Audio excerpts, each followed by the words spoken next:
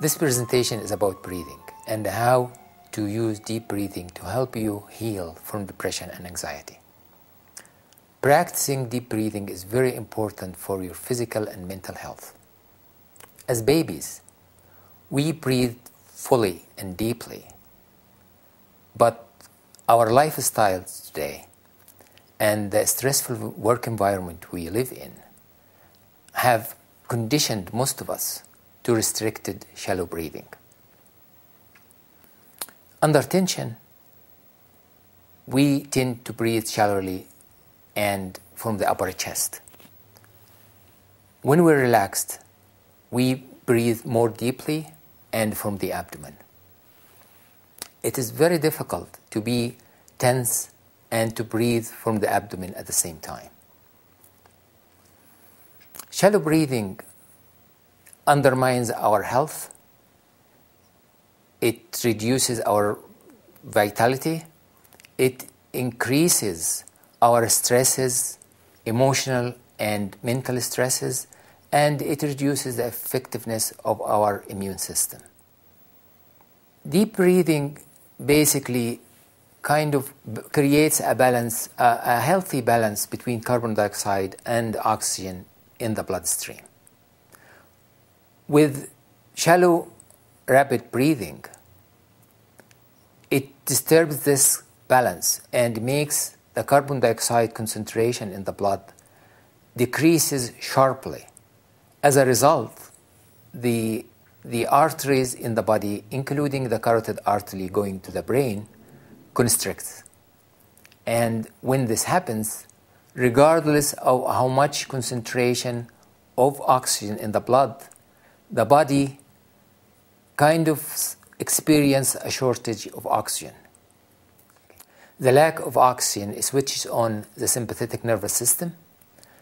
It's our fight or flight reflex, which makes us irritable, anxious, and tense.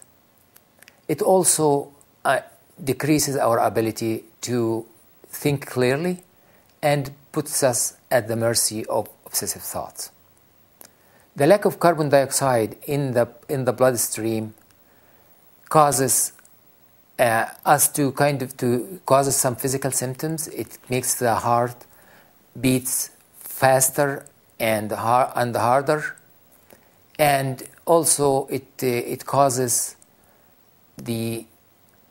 because of the restriction of the blood vessels in the brain. It causes some physical symptoms, something like feeling dizziness, disorientation, even a sense of unreality or separation from the body.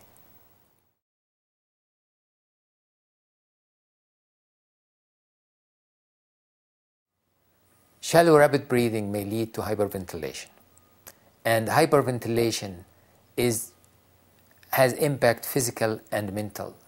Mentally, it magnifies our conflicts and our psychological problems, and also it is strictly bound up to our anxieties, apprehensions, and fears. Hyperventilation causes some physical symptoms, such as rapid heartbeat.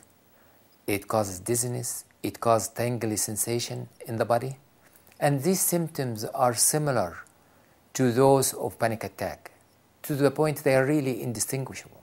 So some people hyperventilate, they see the symptoms, and they interpret it as a developing panic attack. And either they kind of react to it by some mental statements that saying, "Oh, what's happening to me? I'm losing control," and they really panic.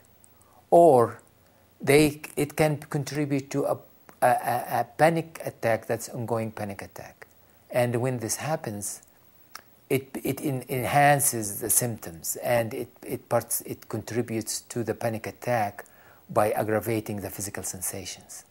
So when a person hyperventilates, they either can go into panic attack, or they can curtail it by recognizing the symptoms of the physical symptoms, the physical sensations, recognizing it as hyperventilation, and they can curtail it by deep breathing.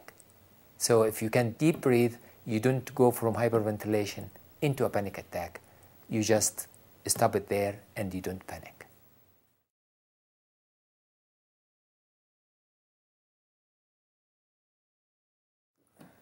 The cure for hyperventilation, conventionally, we breathe in a paper bag.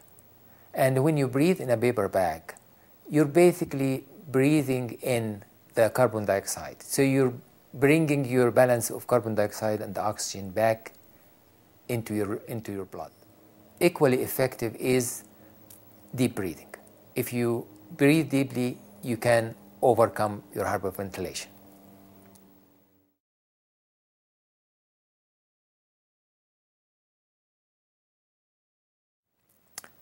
Number one, it stimulates the parasympathetic nervous system, which calms the body and the mind. Number two, it helps you overcome your anxieties, and it improves your mood. It helps all your body functions physically, and it helps you to concentrate more, to better fitness, better physical fitness, and to increase your energy.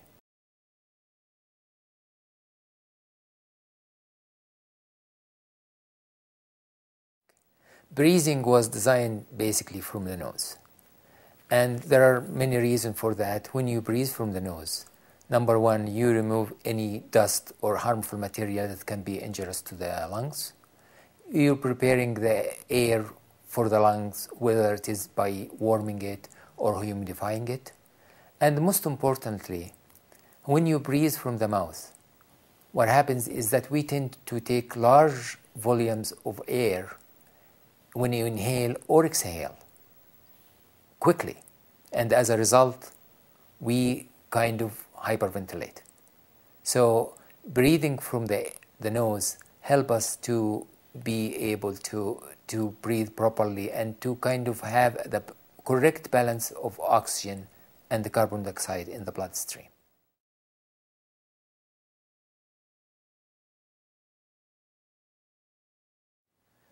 We'll try to practice deep breathing together. So before we start, I'd like you to feel your breathing. Just taking breath, normal breath, and see how is your breathing shallow or deep? Is it coming from the abdomen or from the upper chest? Is it fast or slow? So just let's try that and see how our breathing is.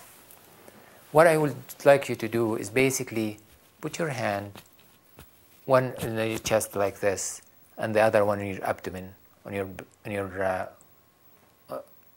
abdomen, and just take a normal breath. Look down and see how your hand, when you take a normal breath, how is your breathing? Which hand does it move? It moves first.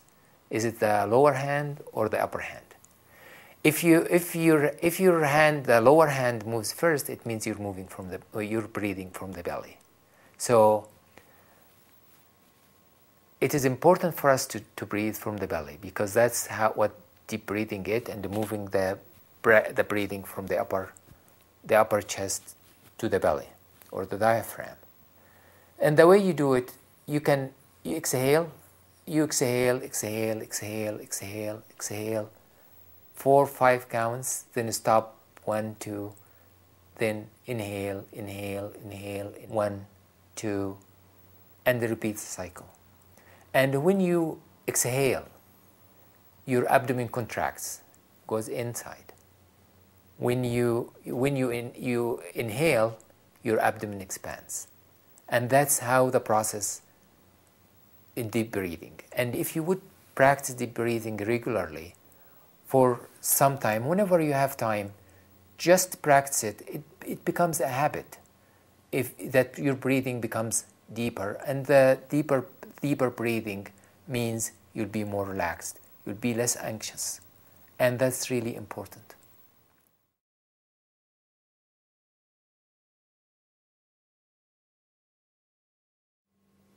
So the second exercise is relaxation. And basically, sometimes you feel tense. You're going to a meeting, you're going to an interview, you're going to give a presentation like myself trying to do now. So you need to relax. And it is very, very easy to relax. What you do, when you sigh, you exhale.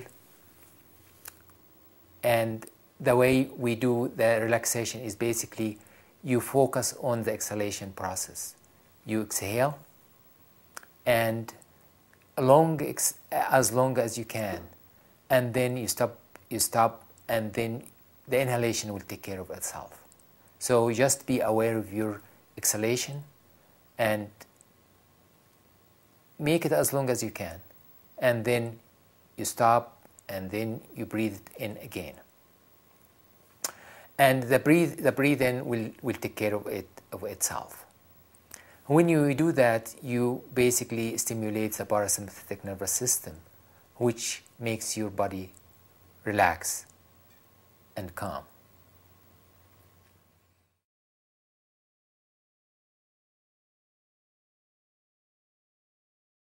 The third exercise is when you're working at the office or in front of something that requires visual concentration. Usually when we focus on or lock our eyes on something for a long time, we tend to tense our face muscles. And as a result, our breathing starts becoming shallow.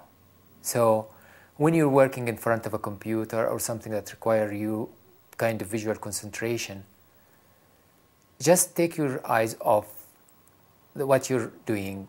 Be aware of the muscles of your face, and every 10-15 minutes, take a deep breath.